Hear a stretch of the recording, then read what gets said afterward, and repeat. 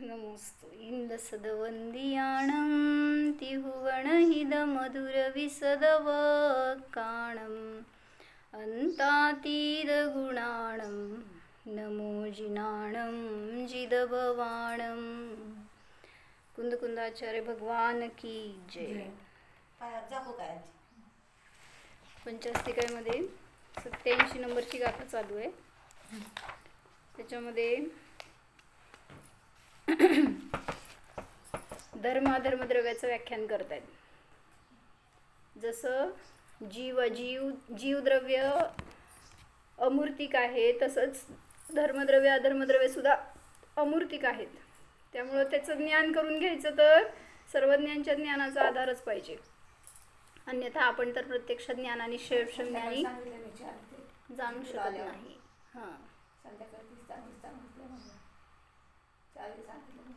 काय चारी हे होय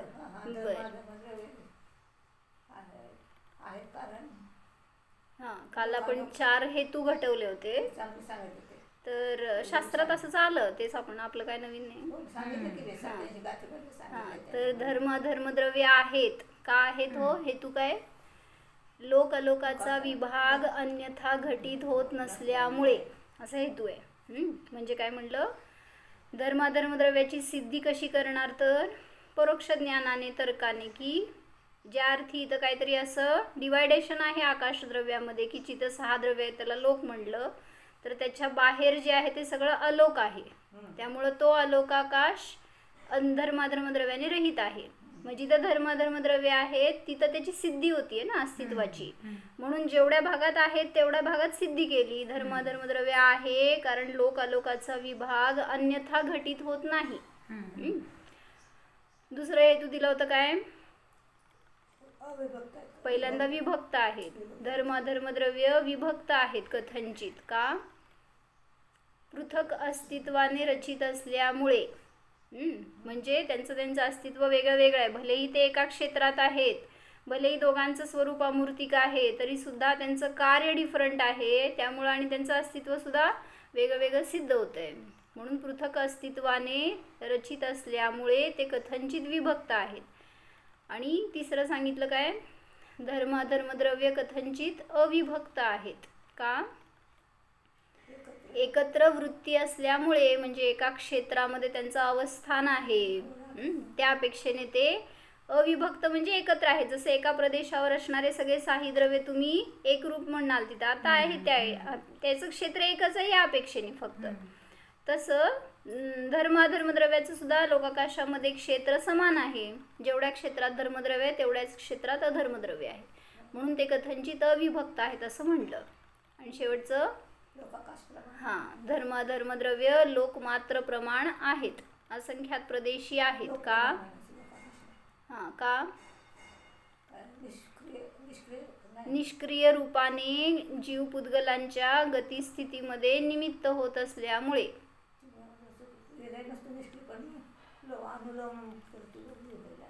हां, ते विलोम रूपाने त्याची सिद्धी होत असल्यामुळे असं सांगितलं होतं। पण काय हेतू दिला होता काल आपण त्याला? निष्क्रियत्वेन लोक व्यापकत्वात, निष्क्रिय रूपाने संपूर्ण लोकाला व्यापत असल्यामुळे। म्हणजे धर्माधर्मद्रव्याला नाही हेच सांगितलं की काल आपण। ते मावशी खालचं बोर्ड सरकवा, त्याच्यावर लिहिलेलं आहे की आपण। हां होय, लिहून काढलं काय? बरं, छान। असं लिहून काढत असते ते, तुम्ही काय लिहित नाही काय नाही। काय वाचा खालचं?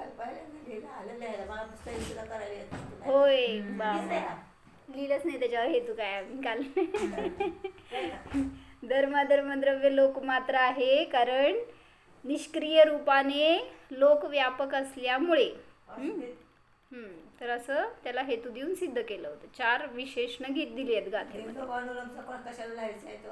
तेच की विलोम रूपाने सिद्धी होते असं सगळ्याचं मिळूनच सांगितलं, कारण धर्मधर्मद्रव्य आपल्याला प्रत्यक्ष रूपाने सिद्ध नाही आहेत, तर असं तर्क रूपाने किंवा बाहेर नाहीत म्हणून इथं आहेत असं विलोम रूपाने त्याची सिद्धी केली। गाथा म्हणून एकदा।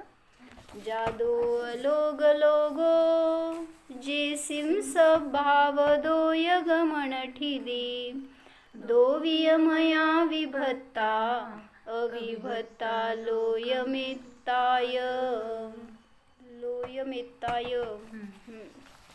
सांगितलं.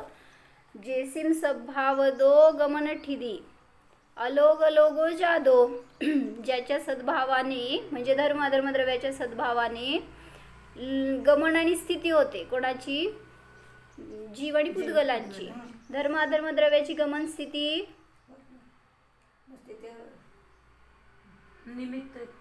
असू दे की, पण जे स्वतः गमन करत नाही ते तुम्हाला कसं गमन करवणार? गाडी जर नाही चालली तर तुम्ही कसं गमन करणार? असा आपण विचार केला नाही कधी. हे सगळं शिकलेत ते माहिती का? म्हणजे गमन आणि स्थिती, जसं पाणी तुम्ही ॲक्वेरियम मध्ये ठेवलेलं स्थिर आहे, त्याच्यामध्ये मासे फिरतायत का नाही?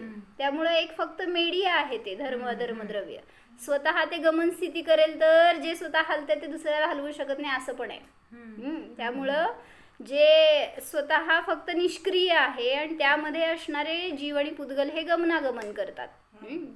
मग गमन आणि स्थितीमध्ये जे मदत करतात, ज्यांच्या सद्भावाने निमित्त असतात, ज्यांच्या करतात नाही, ज्यांच्या सद्भावाने जीव आणि पुद्गल गमन करतात आणि गमन होतं त्यांचं, आणि ज्याच्या निमित्तात लोक आणि अलोक असा विभाग होतो, जे अविभक्त आणि विभक्त आहेत असे ते द्रव्य लोक मात्र आहे. कोण? धर्म आणि अधर्म द्रव्य. तर हे सांगितलं होतं गाथेमध्ये. त्याची जयसेनाचार्यांची टीका आहे. अथ धर्म अधर्म सद्भावे साध्ये हेतुम दर्शयती. धर्म अधर्म द्रव्याच्या सद्भावाच्या सिद्धीमध्ये हेतू दाखवतात. जातम किम कर्तुम लोक अलोक द्वयम. लोक अलोकाचा विभाग जातम म्हणजे होतो, उत्पन्न होतो. कस्मात जातम, कशामुळे उत्पन्न होतो? आकाशद्रव्य अखंड आहे, त्याला कोणी भेदू शकत नाही आहे. मग का भेद झाला? अपेक्षेने फक्त. जसं म्हणलं तुमचं हे घर आहे, ही खोली तुमची आहे म्हणताय तुम्ही, म्हणजे काय झालं? ते घर तुमचं नाही आहे का? म्हणजे ज्या ठिकाणी तुम्ही राहताय त्याला तुम्ही माझं म्हणताय एवढंच. विभाग केला. हे घर काय, ही खोली काय त्या घराचा विभाग नाही आहे का?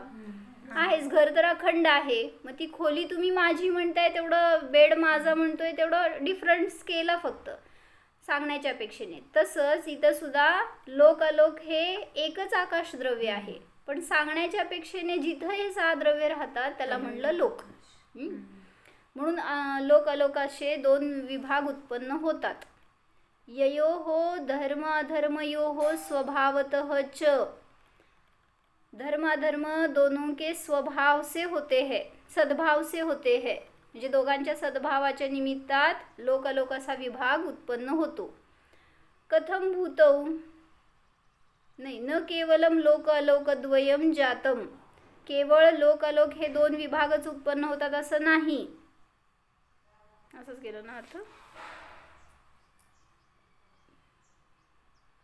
म्हणजे एवढंच आहे का? फक्त लोकालोकाचा विभाग होता एवढंच कार्य आहे का धर्म अधर्म द्रव्याचं? तर सांगतायत की न गती स्थिती ही च येतौ दौ.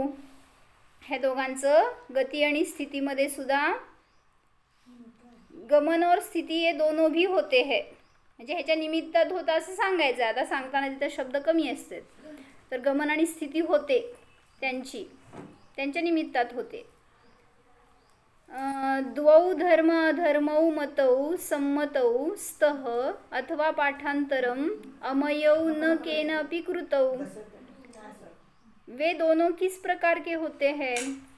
धर्म और अधर्म दोनों कहे गए हैं, माने गए हैं, अथवा वे दोनों किसी के द्वारा किए नहीं गए हैं. न केन अपि कृतौ. कोणाच्या द्वारे त्यांची रचना केली गेली नाही आहे, कोणी बनवलं नाही आहे. का? कशावरून? धर्म अधर्म द्रव्याला कोणी बनवलं नाही असं का? अनादि अनंत असल्यामुळे. हेतू रूपाने सांगायचं ना. अनादि अनंत असल्यामुळे असा हेतू केला. जे जे अनादि अनंत असतं ते अकृत्रिम असतं, त्याचा कोणी करता नसतो. कुठे गेला? वे दोनों किसी के द्वारा किए गए नहीं है. अजून कसे आहेत ते? विभक्तौ, भिन्नौ, दोनों भिन्न है, विभक्त है. अविभक्तौ, अविभक्त सुद्धा आहेत, दोनों अविभक्त है, अभिन्न है, अखंड है, एक साथ है. और लोकमात्रौच इति, आणि लोकप्रमाण आहेत. इथपर्यंत गाथेचंच फक्त शब्दार्थ रूपाने कथन केलं. 5 अर्थ लावतो ना आपण, हे शब्दार्थ सांगितला याच्यामध्ये. अशा रीतीने शब्दाच्या द्वारे धर्म अधर्म द्रव्याचा सद्भाव सिद्ध केला. पुढं शब्दार्थ नयार्थ सांगा. नयार्थ काय आहे? धर्म अधर्म द्रव्याशी कुठले कुठले नय लावू शकता हो? सगळ्या नयांनी धर्मद्रव्याचं कथन करा. फक्त धर्मद्रव्याचं कथन सगळ्या नयांनी करून दाखवा. फक्त धर्मद्रव्याचं कथन 5 नयांनी करून दाखवा. 1 निश्चय नय आणि 4 व्यवहार नय. कसं लावणार हो सोनल? गती हे बोला. गती हे तो धर्मद्रव्य आहे. हां, कुठलं नाही? किंवा अनुपचारित सद्गुण. थांबा परत बोला वाक्य. गती हे तुमय धर्मद्रव्य. मग कुठलं नाही झाला हा? नाही घेतला. निश्चय नाही आहे, कारण स्वभाव आहे ना तो. गती हेतुत्व वाला धर्मद्रव्य असं त्याचा स्वभाव. अभेदवृत्ती म्हणा, निश्चय नाही म्हणा, एकच की. पुढं नंतर धर्मद्रव्यामध्ये गती हेतुत्व गुण आहे हे अनुपचारित सद्गुण. बरोबर. उपचारित या की काय म्हणलं? गती हेतुत्व वाला धर्मद्रव्य म्हणला तर निश्चय नाही झाला, एका गुणातून अखंड द्रव्य केलं. स्वभाव सांगितला, त्यामुळं निश्चयने अभेदवृत्ती झाला. गतिशील आहे, अस्तित्ववान आहे, त्याच्यातले सगळे गुण सांगा आणि त्याच्याद्वारे अखंड द्रव्य. गुणच की. गतिशील, ज्ञानशील जीव, तसं म्हणजे गुणाकडून बोलत असाल तर ते निश्चयनयच आहे. पुढं अनुपचरित सद्भूत व्यवहार नयामध्ये त्या गुणाला भेद करून दाखवलं. धर्मद्रव्यामध्ये गती हे गुण आहे, गती हेतुत्व हा गुण आहे, किंवा धर्मद्रव्यामध्ये अस्तित्व हा गुण आहे, वस्तुत्व हा गुण आहे. हे झालं अनुपचरित सद्भूत व्यवहार नाही म्हणा किंवा भेदोपचार म्हणा. बरोबर. पुढं आता उपचरित सद्भूत सांगायचं आहे. उपचरित सद्भूत आता झाला ना. अनुपचरित सद्भूत सांगितला. गती हेतुत्व हा गुण आहे धर्मद्रव्यामध्ये, अनुपचरित सद्भूत झाला. आता उपचरित सद्भूत मध्ये काय येणार?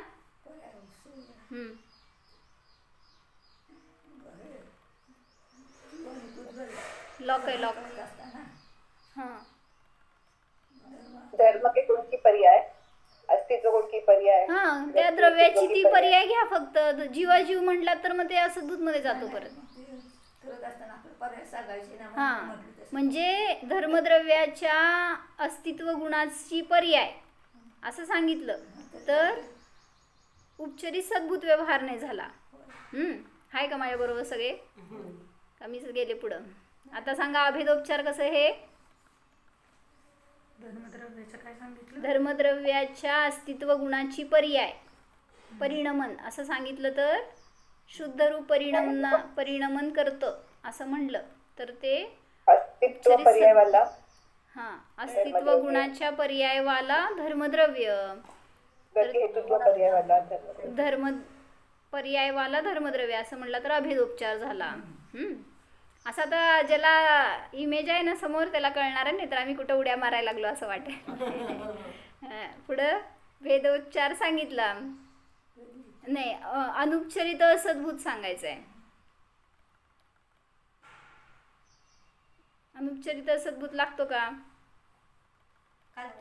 जीव को चलने में धर्मद्रव्य मदद करता है. थांबा. अनुपचरित सद्भूत लागतो का याच्यामध्ये? 2 द्रव्याचा संबंध नाही आहे, त्यामुळे तिथं अनुपचरित सद्भूत नाही लागणार. उपचरित सद्भूत लागतो. कसं? आकाशामध्ये व्यापक आहे असं म्हटलं तर. बरोबर. लोक आकाश आणि असं म्हटलं ऊर्ध्व लोकातील धर्मद्रव्य, अधोलोकातील धर्मद्रव्य असं जर तुम्ही भेद करून करताय तर क्षेत्राकडून धर्मद्रव्याचं पहचान केली, त्यामुळं ते काय झालं, उपचरित असद्भूत व्यवहारने. समजते ना, बरोबर आहे का मी? जीव पुद्गल को गमन के लिए सहाय्य करने वाला धर्मद्रव्य. हाँ, उपचरित. ते कोणाकडनं? जीव पुद्गलाला सहाय्य करणारं धर्मद्रव्य.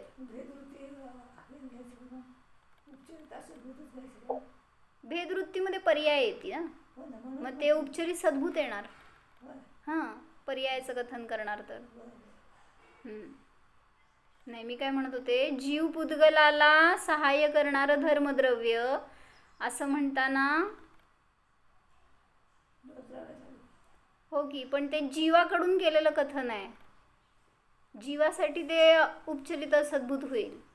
धर्मद्रव्यासाठी करायचं असेल तर धर्मद्रव्याकडून कथन करा. मग ठीक आहे, म्हणजे तुम्ही जे सांगितलं ते या साईडने बघितलं वाक्य तर बदलायचंय. धर्म जीव और पुद्गलों को चलने में सहाय्य करता है. हां, किंवा मग आता म्हटल्यासारखं त्याचं क्षेत्र सांगा, त्याचं काळ, क्षेत्रच, कारण क्षेत्र हे द्रव्य दुसरं येतं म्हणून. हां, तर 3 लोकामध्ये धर्मद्रव्य व्याप्त आहे ना, तर म्हटलं की ऊर्ध्व लोकामध्ये धर्मद्रव्य आहे की नाही, अधोलोकामध्ये आहे का, मग वेगळं वेगळं आहे का एक आहे? मग तुम्ही वेगळं का म्हणताय, ऊर्ध्व लोकातलं धर्मद्रव्य अधर्मद्रव्य? हां, मग तिथं कथन करताना आपल्याला करावं लागतंय भेद, की जसं आपण म्हटलं हे घर माझं, कारण क्षेत्र तर एकच आहे सगळं, पण तरी त्यात विभाग केला ना आपण. तसंच तिथं पण सांगितलं देवगतीतल्या जीवांना मदत करणारं ते धर्मद्रव्य, मग ऊर्ध्व लोकातलं धर्मद्रव्य त्यांना मदत करतं. मग असं कथन करताना म्हणून त्या क्षेत्राकडून धर्मद्रव्याचं कथन केलं तर उपचरित असद्भूत व्यवहार नाही झालं. किंवा नरकातलं धर्मद्रव्य, मध्यलोकातील काय म्हणायचं आता, हे आकलूट क्षेत्रातील धर्मद्रव्य असं म्हटलं तर उपचरित असद्भूत व्यवहार नाही झाला. ठीक आहे, काय झालं, शब्दार्थ, नयार्थ, मतार्थ सांगा. असंच अधर्मद्रव्याचं पण समजून घ्या. स्थिती हेतुत्व वाला अधर्मद्रव्य कुठला नाही, पटापटा बोला आता. मत कुठल्या मताची? अभेदवृत्ती.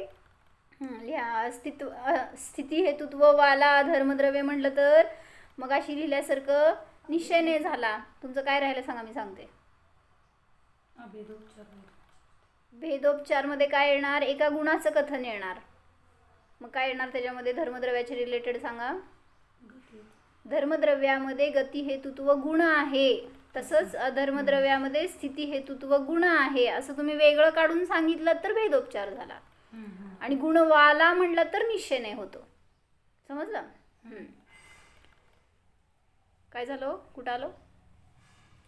होतं ना, स्थिती हेतुत्व वाला धर्मद्रव्य. पुढचं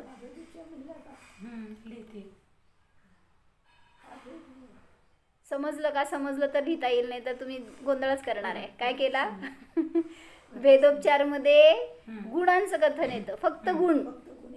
जीवामध्ये ज्ञान गुण आहे असं वेगळं कडून सांगताय ना, तसं धर्मद्रव्यामध्ये कुठलं, धर्मद्रव्यामध्ये कुठलं गुण आहे, गती हेतुत्व गुण आहे असं वेगळं दाखवलं ना आपण. त्यामुळं ते भेदोपचार झाला म्हणा, किंवा अनुपचारी सद्भूत व्यवहार नाही. आणि काय राहिलं, अभेदोपचार मध्ये पर्यायाकडून अखंड द्रव्य दाखवलं जातं, त्यामुळं अस्तित्व नाही, ते गुण आहे ना, त्याची पर्याय घ्यायची मग, किंवा मग अस्तित्व पर्यायवाला धर्मद्रव्य असं म्हणायचं. अस्तित्व गुणवाला नव्हे, अस्तित्व पर्यायवाला. अस्तित्व गुणाचं परिणमन प्रतिसमयाला चालू आहे, तर त्या पर्यायाकडून द्रव्य दाखवलं, तर अस्तित्व गुण पर्यायवाला धर्मद्रव्य असं म्हटलं तर अभेदोपचार झाला. काय राहिलं, अनुपचरित असद्भूत व्यवहार नाही, त्याच्यामध्ये घटत नाही, कारण 2 द्रव्यांचा संबंध येत नाही तिथं धर्मद्रव्यामध्ये, कोणाला तो प्रवेश करत नाही स्वतःमध्ये. 2 द्रव्यांचा असलेला ना, 2 द्रव्यात नसलेला संबंध दाखवतो तो अनुपचरित असद्भूत व्यवहार नाही. आणि एक क्षेत्रावगा हा संबंध येतो तिथं अनुपचरित असद्भूत मध्ये, आणि उपचरित असद्भूत मध्ये भिन्न भिन्न क्षेत्र असताना त्यांचा संबंध जोडला तर तिथं उपचरित असद्भुत व्यवहारने. काय म्हणता? आजीने काल लिहिले हो की म्हणले की त्यांनी. दुकान धर्म, नोकर धर्म, भक्तीचं. हां बरं, नंतर सांगा. तर इथंपर्यंत झालं. काय राहिलं होतं का? नयार्थ. मतार्थ काय? अन्यमतवादींच्या कथनामध्ये धर्मद्रव्य नाहीच आहे. धर्मद्रव्य त्यांना काय माहीतच नाही काय वस्तू आहे. म्हणून मागच्या एका गाथेमध्ये आलं होतं ना आपल्याला कथन हे, की मग धर्मद्रव्याची सिद्धी करून सांगतायत ना की असं काहीतरी मदत करणारं द्रव्य आहे म्हणजे त्याचं अस्तित्व आहे.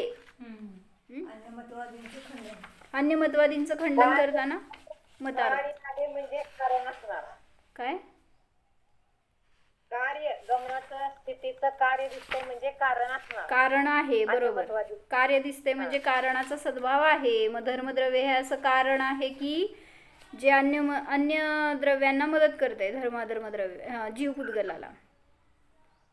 तर इथं सांगितलं, एक वाचते हो मी मतार्थाच्या रूपाने.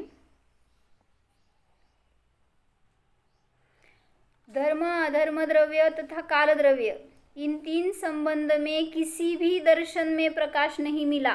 कुठल्याही मतामध्ये ह्याचं उल्लेख नाही आहे, कारण त्यांनी द्रव्याची काल.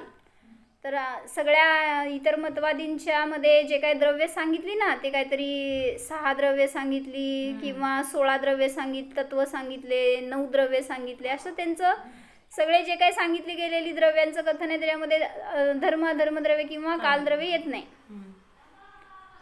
आकाश सब मानते हैं, उस पुद्गल को भी मैटर के रूप में, भौतिक रूप में माना ही है. जीव को भी स्वीकार करते हैं, काल द्रव्य को भी नहीं मानते, किंतु काल की बात को तो मानते हैं.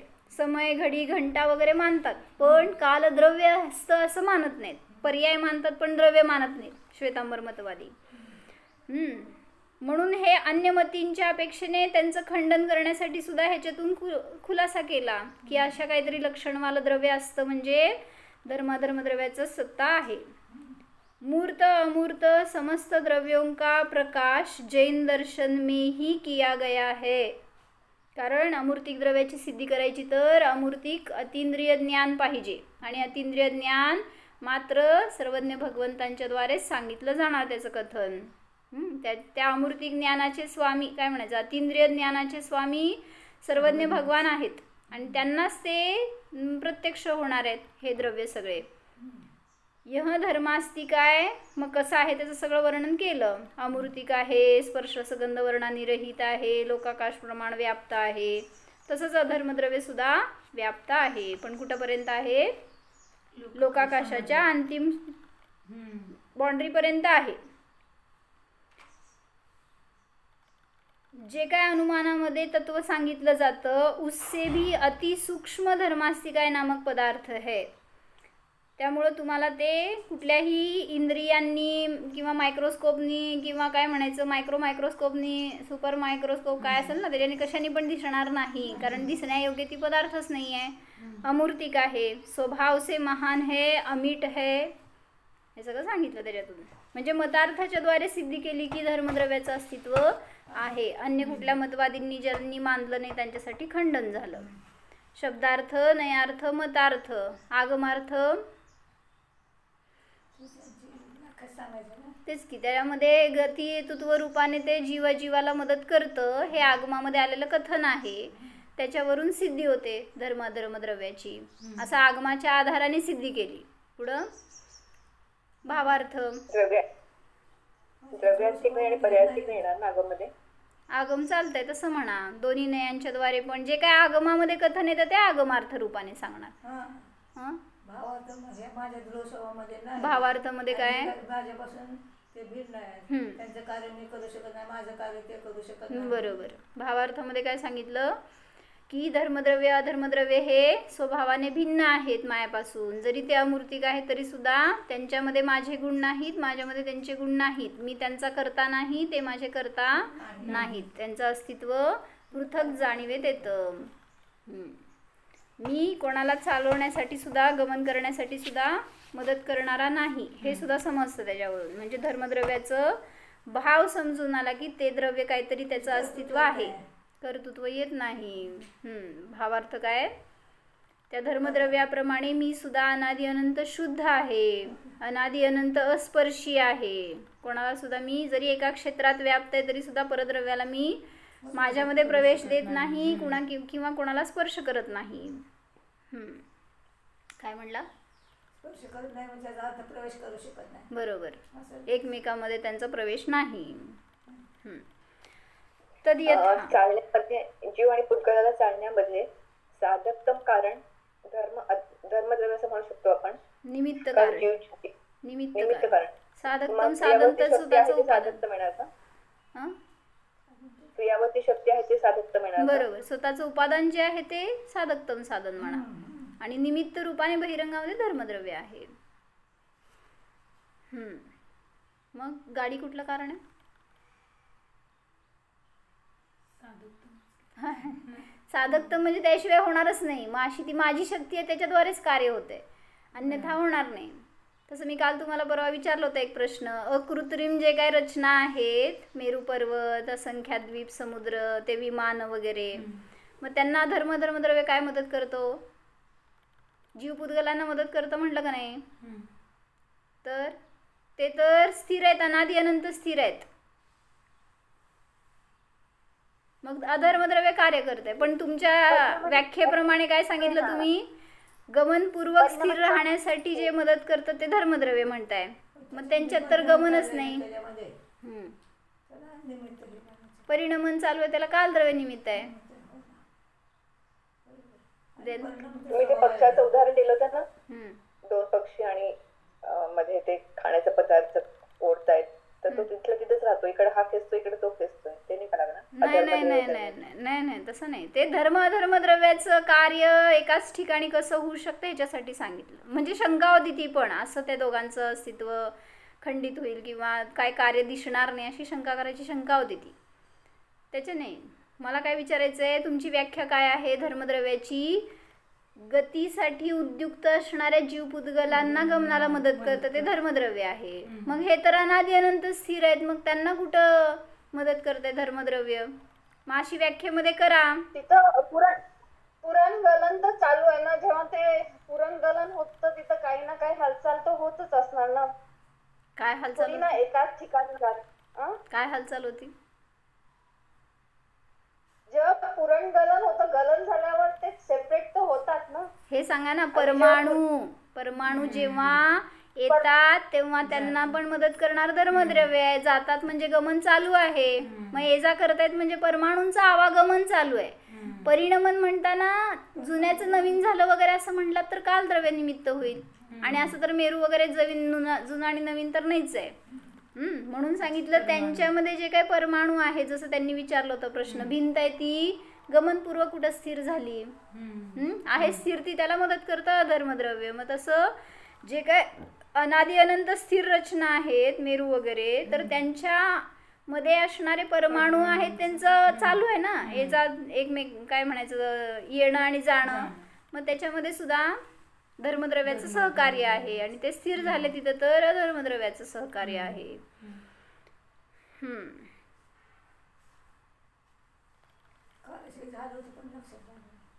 काल नाही, परवा दिवशी प्रश्न विचारून मी संपवलं होतं, तेच राहिलं काल घ्यायचं ते.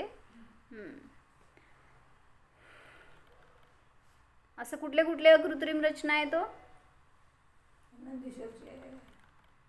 ते असंख्यात द्वीप, समुद्र आणि मेरू पर्वत वगैरे सांगितलं, आणि विमानं, अजून कुलाचल, द्वीप, असं. बर कृत्रिमच आहे तिथं, अकृत्रिम नाहीच आहे. बर, जे काय अकृत्रिम आहेत ना जिथं पण चैत्यवृक्षांवर वगैरे किंवा अनेक ठिकाणी जिथं अकृत्रिम जिनालय आहेत, पर्वतांवर, कुलाचलांवर, मग ते पण त्यांच्यामध्ये पण असं समजून घ्या परमाणूंचं आवागमन चालू आहे. जे येत आहेत जात आहेत त्यांच्यामध्ये धर्मद्रव्य मदत करतायत. ईश्वाकार, मानुष्योत्तर, पर्वत जे रचना आहेत ते सगळे. बरोबर. वरती सिद्धशिला का विसरला? सिद्धशिला सुद्धा अकृत्रिम आहे, अनादि अनंत आहे, परमाणूंचं आवागमन चालू आहे. त्याला काय नाव आहे दुसरं? सिद्धशिलेला? पंचम अष्टम पृथ्वी. अजून ईशत प्रागभाग. हा, ईशत प्रागभार म्हणतात ना त्याला, नवीन दुसरं नाव आहे.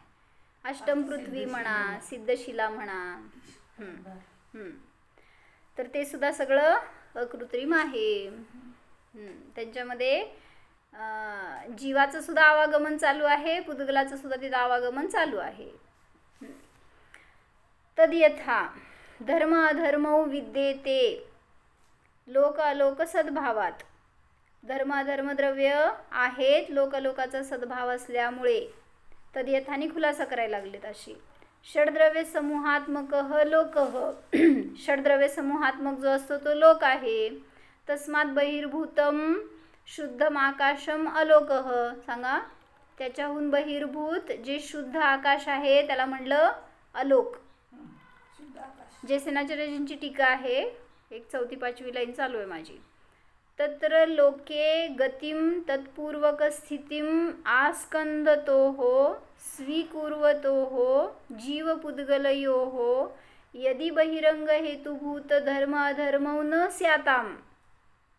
जर धर्मधर्मद्रव्य नसते का, बघितलं होतं आपण अमृतचंद्राच्या टीकेमध्ये, तसं सांगितलं होतं. तत्र तेथे लोकामध्ये गती आणि त्यापूर्वक स्थितीला प्राप्त होत असताना जीव पुद्गलांच्या मध्ये जर बहिरंग हेतुभूत धर्म अधर्मद्रव्य नसते तर काय झालं असतं सांगा?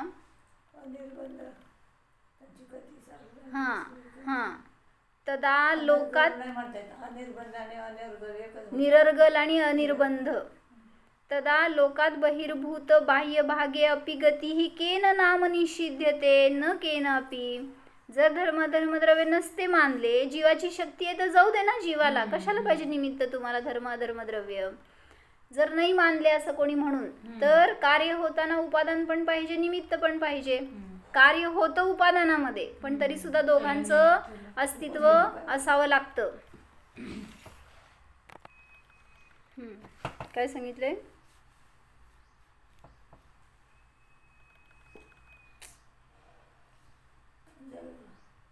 Recording in progress. जर धर्मद्रव्य नाही मानले तर काय आपत्ती येईल? जीव आणि पुद्गलात जर स्वतःची शक्ती आहे तर ते स्वतः गमन करू दे.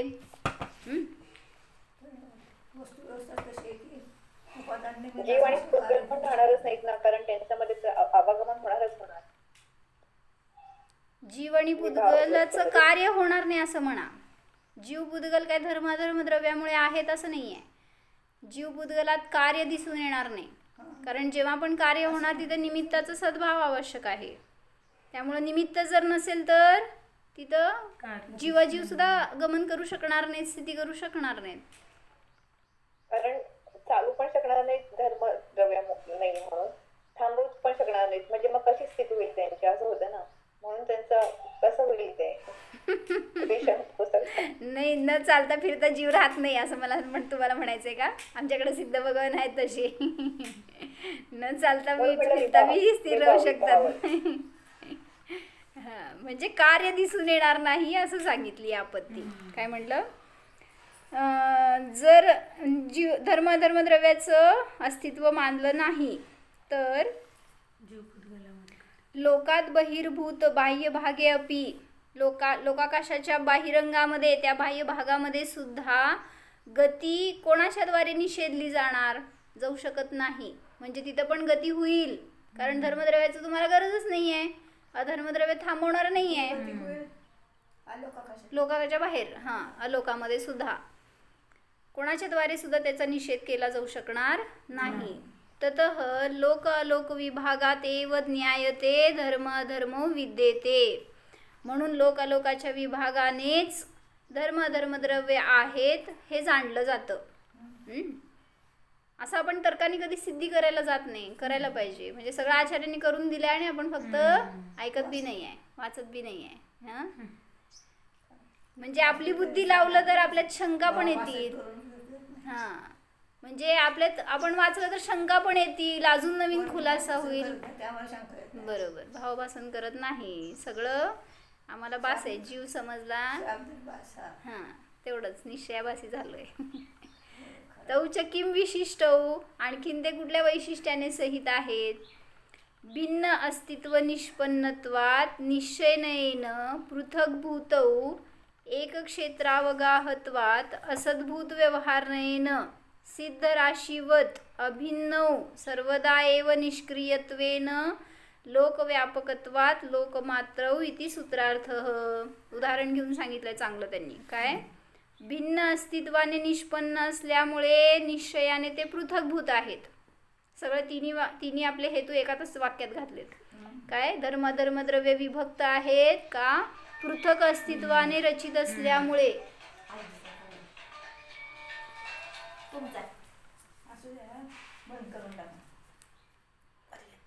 निश्चयाने ते पृथक्भूत आहेत.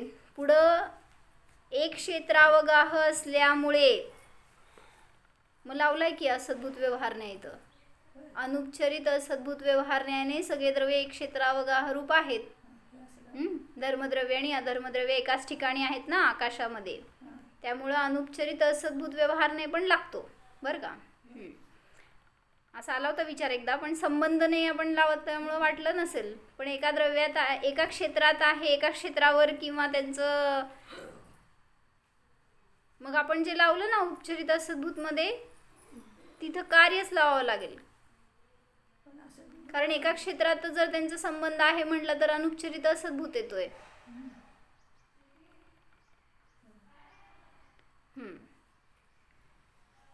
एक क्षेत्रावगाह असल्यामुळे असद्भूत व्यवहारण्याने सिद्ध राशीप्रमाणे कथंचित अभिन्न आहेत. काय म्हणायचंय हो? सिद्ध राशीप्रमाणे म्हणजे काय? जसे एकात एक सिद्ध असतात तसे. हा, एकाच क्षेत्रावर अनंत सिद्ध आहे, तसंच एका क्षेत्रावर हे सगळेजण धर्मद्रव्य आहेत तरी सुद्धा त्या अपेक्षेने ते अभिन्न आहेत. एक क्षेत्रात आहेत म्हणून अभिन्न आहेत असं सांगायचंय. सिद्ध राशीप्रमाणे ते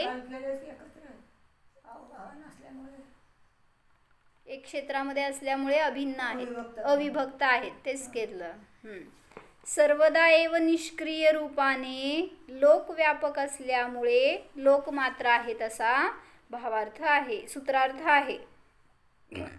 काय? लोकव्यापक असल्यामुळे लोकप्रमाण आहे म्हणून धर्मद्रव्य लोकमात्र आहे ह्या अनुमान वाक्यामध्ये सिद्ध केलं. निष्क्रिय रूपाने लोकव्यापक असल्यामुळे म्हणजे आहे लोकांमध्ये पूर्ण व्यापक, पण त्याची क्रिया नाही आहे, ते निष्क्रिय आहे. स्वतः ते गमन करत नाही किंवा स्थिती करत नाही, आहे बस. पर्याय रूप होत नाही, द्रव्यरूप राहतं, नाश होत नाही त्याचा, म्हणून केवढा आहे तर लोकमात्र आहे. हे सगळं समजून काय फायदा आपल्याला? बोला. 40 मिनिटं मी बोलले, 10 मिनिटं तुम्ही बोलायचं. काय फायदा समजून? अनुभूती घेण्यासाठी स्वतंत्रता येते, कर्तृत्व नाही राहत. एकत्र राहत नाही. मग काय लोकांचं दुसऱ्याचं मिठू मोठं केलं कमी आणलं कमी झाला दिली राहिला विकल्प होणार. जर हे तुम्हाला आत्मानुभूतीमध्ये उपयोगी नाही आहे, धर्मद्रव्य तुम्हाला आत्मानुभूती करून देत नाही आणि त्याचा मला मोक्ष मार्गामध्ये पण उपयोग नाही आहे, मग का करायची हो त्याची चर्चा? वाचलं होतं ना आपण याच्यातलं, छान घेतलं होतं त्यांनी. मग का शिकायचं त्याचं वर्णन सांगा. शुद्ध द्रव्य की चर्चा का लाभ? यद्यपि यह धर्मद्रव्य सूक्ष्म है, फिर भी इस ज्ञान से हम ऐसे पदार्थों के ज्ञान में लाए हुए ज्ञान के प्रयोग से हमारे में विषय कषाय उत्पन्न नहीं होते. सगळ्यात मोठा फायदा सांगितला. जेव्हा शुद्ध द्रव्याचं कथन वाचतो, ऐकतो, चर्चा करतो त्यावेळेस तिथं विषय कषाय उत्पन्न होत नाहीत. म्हणजे रागद्वेष होणार नाहीत. काय रागद्वेष करवणार? हां, कुठलंही शुद्ध द्रव्य असू दे त्याची चर्चा करताना स्वभाव दिसतोय म्हणून तिथं रागद्वेष होत नाहीत. म्हणून करा ना, तुम्हाला चर्चा करायची, बडबड करायची ना, शुद्ध द्रव्याची करा. हां, स्वभावाची करा. सगळ्या कुठल्याही असू देत ना. तेच की त्याचा विभावरूप परिणमन नाही घ्यायचं. हां, माहीतच नाही ना स्वभाव. हां, बरोबर. शुद्ध द्रव्याचा परिचयच नाही आहे म्हणून सिद्धांचं पूजा करायला आहे आम्ही. म्हणून सिद्धांचं वर्णन करतोय आणि शिकतोय, सिद्धांच्या बरोबर राहतोय. हमारे में विषय कषाय उत्पन्न नहीं होते, धर्म द्रव्य का वर्णन करके किसी विषय के भोग में मदत नहीं मिलती. त्या धर्मद्रव्याच्या वर्णनाने मला कुठल्याही विषय भोगामध्ये मदत मिळत नाही. जसं की कोणामुळे मदत मिळते मग? जसं मी सांगितलं ते पदार्थ, ती डिश छान झालती बरं का, असं म्हणलं तर काय झालं हो तुम्हाला?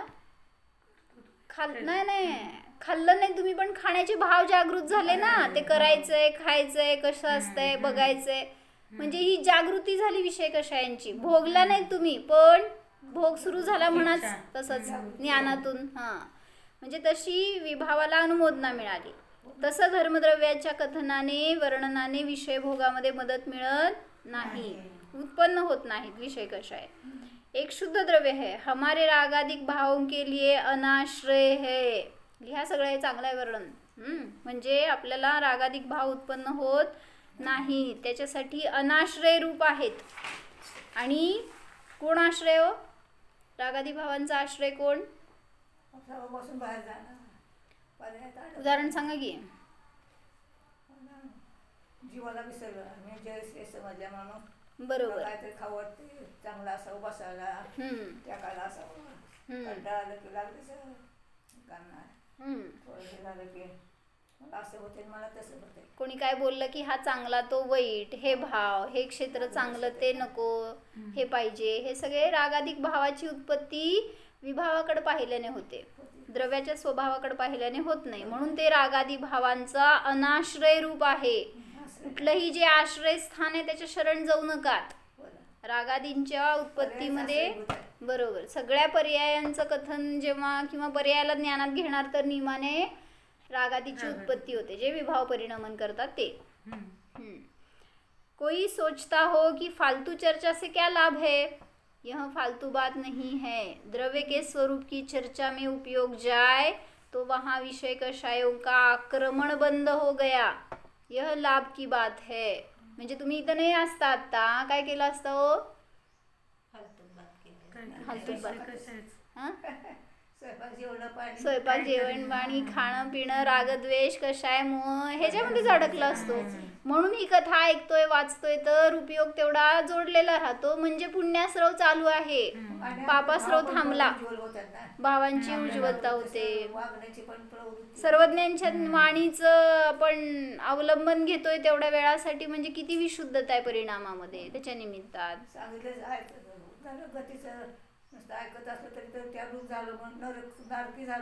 तरी सुद्धा पुण्यास्रव चालू आहे, पापास्रव नाहीये तिथं, हे सांगायचंय. फायदा तुम्हाला. धर्मद्रव्य पण म्हटलं तुम्हाला, एवंभूत न्यायाने तुम्ही आता त्याचं वर्णन ऐकताय तर धर्मद्रव्य म्हणला गेला. म्हणजे मला म्हणायचंय की तत्वचर्चा ही नियमाने तुम्हाला शुद्ध परिणमन आहे. बरोबर. म्हणजे तत्वचर्चा ऐकण्यामध्ये उपयोग लावला तर अन्य चर्चा, विभाव, कथा, विकथा ह्यांच्यापासून दूर राहिलो, म्हणजे तिथं पापापासून दूर झालो. म्हणून पापाचा आश्रव थांबवायचा तर स्वाध्याय करा, त्याच्यामध्ये मन लावा, उपयोगपूर्वक करा. नाहीतर काय म्हणते, स्वाध्याय करायला लावतो आम्ही, आमच्या पप्पांना नियम आहे स्वाध्याय करायचा, पण ते कसं करणार? असं फ्रेश माइंडनी करा, असं मी किती वेळा सांगते त्यांना. अहो थांबा जरा, ते असं बरोबर. मग त्यांना मी हेच सांगतो, जरा असं फ्रेश माइंड असताना बसा, काहीतरी कळावं, प्रश्न यावेत. पण ते कसं बसणार? असं करायला पाहिजे. बरोबर आहे. त्यांना सांगतो थांबा असंच करा म्हणून.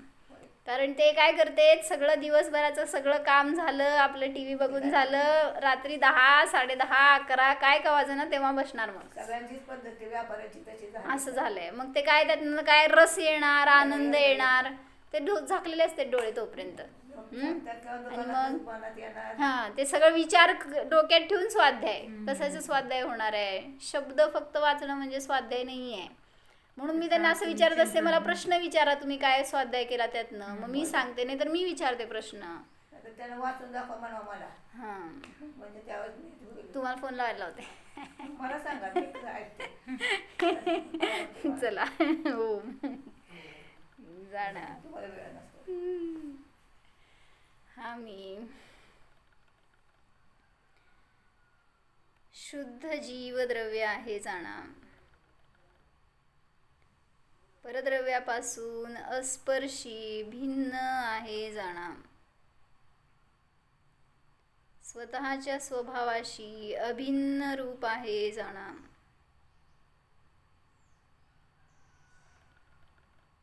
पहा, या स्वभावामध्ये विषय कशाय नाहीतच, रागद्वेषादी विभाव नाहीतच,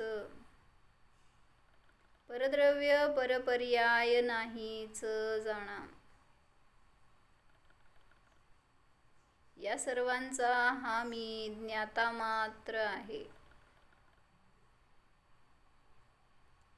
त्रिकाली शुद्धच आहे.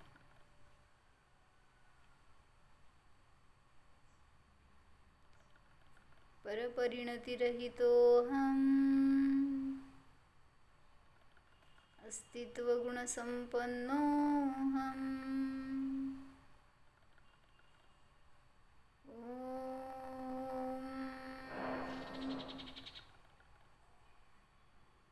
विसर्ज. नमो